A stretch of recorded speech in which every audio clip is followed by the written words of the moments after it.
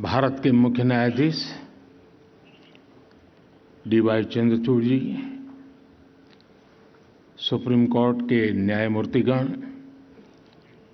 विभिन्न high court के मुख्य न्यायाधीश, विदेशों से आए हुए हमारे मेहमान जजेस, केंद्रीय कानून मंत्री अर्जुन राम मेघवाल जी, अटॉर्नी जनरल वेंकट रमानी जी, बार काउंसिल के chairman Manan Kumar Mishra ji, supreme court bar association के अध्यक्ष डॉक्टर आदिश अग्रवाला जी, अन्य महानुभाव, देवी और सज्जनों,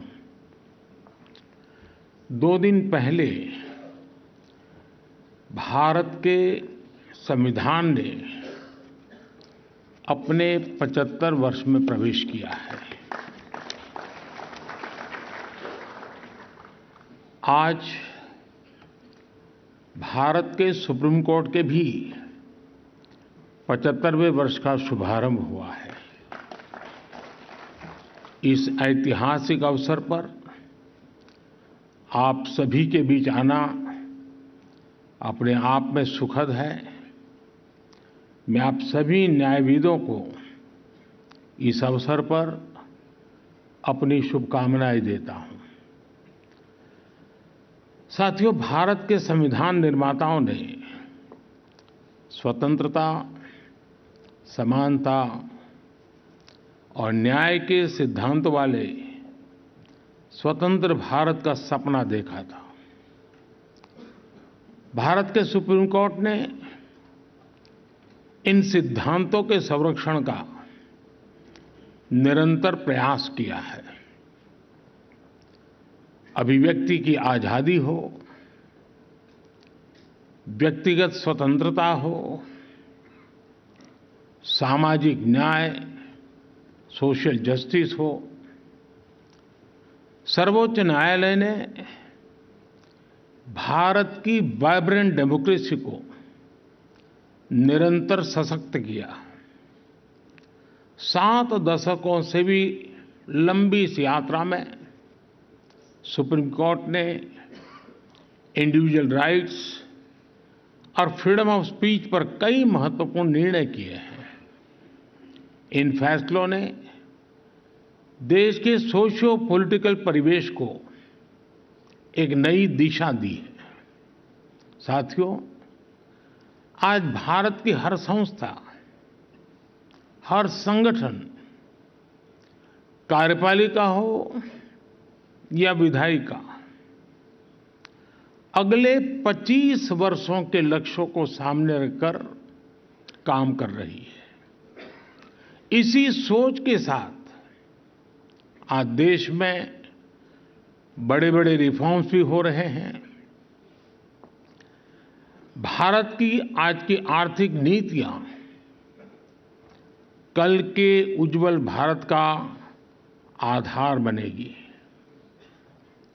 भारत में आज बनाए जा रहे कानून कल के उज्जवल भारत को और मजबूत करेंगे।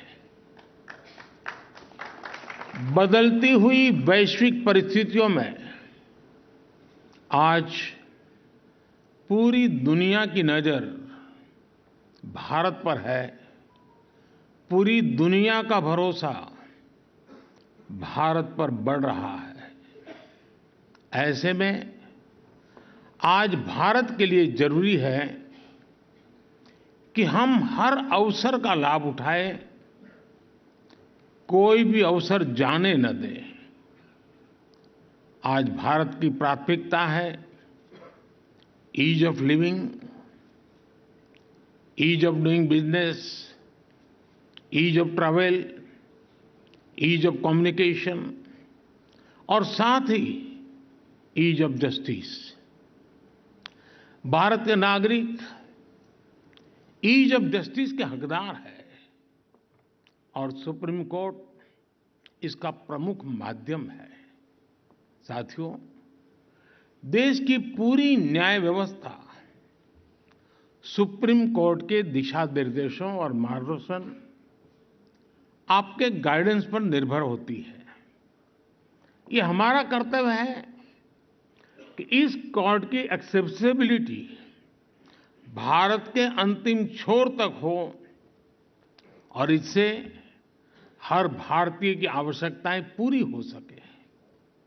इसी सोच के साथ कुछ समय पहले ई कोर्ट मिशन प्रोजेक्ट के तीसरे चरण को स्वीकृति दी है।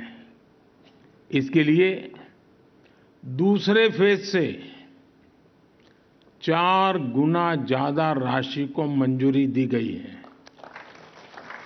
ये तो आपका विषय है, ताली बजा सकते हैं। मनन मिश्रा में ताली न बजाए वो तो मैं समझ सकता हूं, वो आपके लिए कठिन काम था। मुझे खुशी है कि देश भर की अदालतों के डिजिटाइजेशन को चीफ जस्टिस चंद्रचूड़ खुद मॉनिटर कर रहे हैं। ईज ऑफ जस्टिस के प्रयासों के लिए मैं उन्हें बधाई देता हूं। साथियों, हमारी सरकार अदालतों में फिजिकल इंफ्रास्ट्रक्चर को सुधारने के लिए भी प्रतिबद्ध है। 2014 के बाद से इसके लिए 7,000 करोड़ रुपए से ज्यादा राशि वितरित की जा चुकी है। मैं वर्तमान सुप्रीम कोर्ट बिल्डिंग में आप सभी को आ रही दिक्कतों से भी अवगत हूं। पिछले सप्ताह ही सरकार ने सुप्रीम कोर्ट बिल्डिंग कॉम्प्लेक्स के विस्तार के लिए 800 करोड़ रुपए की धनराशि स्वीकृत की है।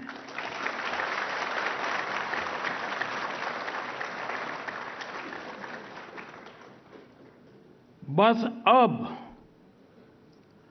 आप लोगों के पास कोई संसद भवन की तरह पिटीशन लेकर ना आ जाए कि फिजूल खर्ची हो रही है। साथियों, आज आपने मुझे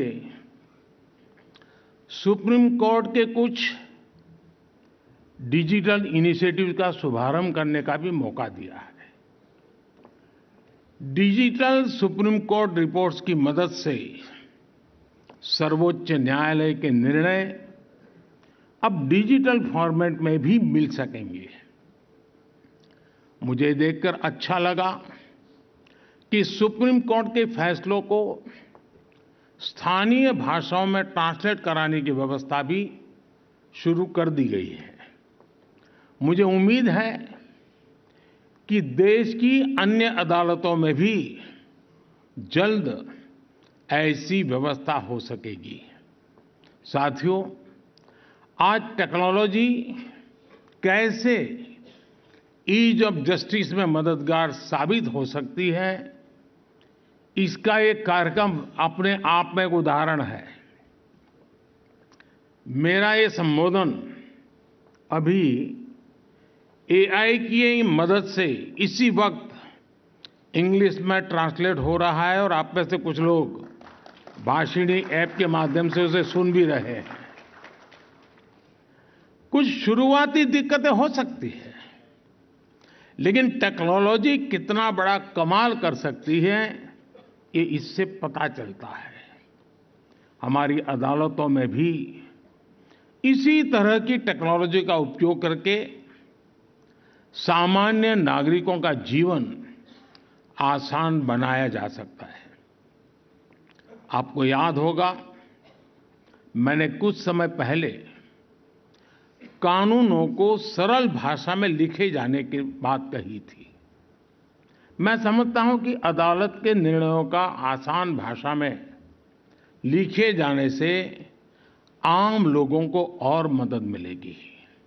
साथियों, अमृतकाल के हमारे कानूनों में भारतीयता और आधुनिकता की समान भावना दिखनी भी उतनी आवश्यक है।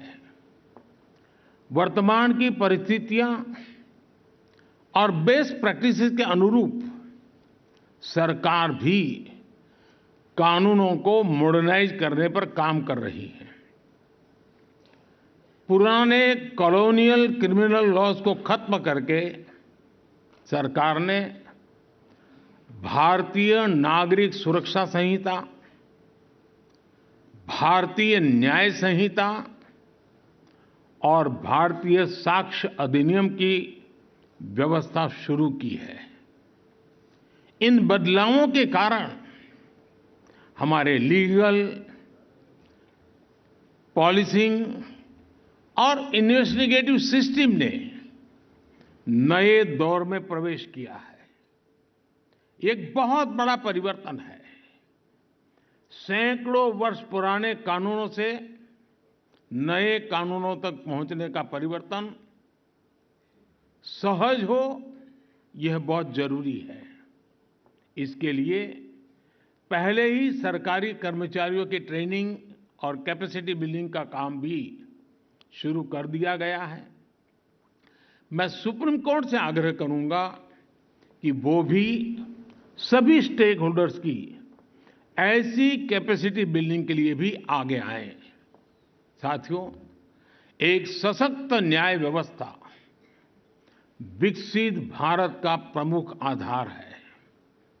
सरकार भी लगातार एक विश्वस्त व्यवस्था बनाने के लिए अनेक निर्णय कर रही है। जन विश्वास बिल इसी दिशा में उठाया गया कदम है।